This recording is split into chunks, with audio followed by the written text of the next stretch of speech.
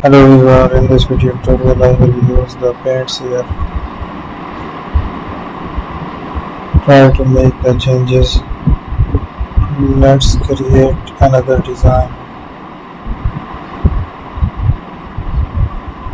It's a pattern style.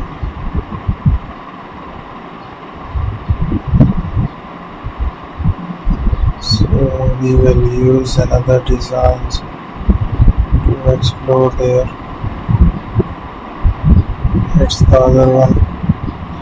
We will use the paints to cover up the whole area. We will create the paint again and use the eraser tool around it.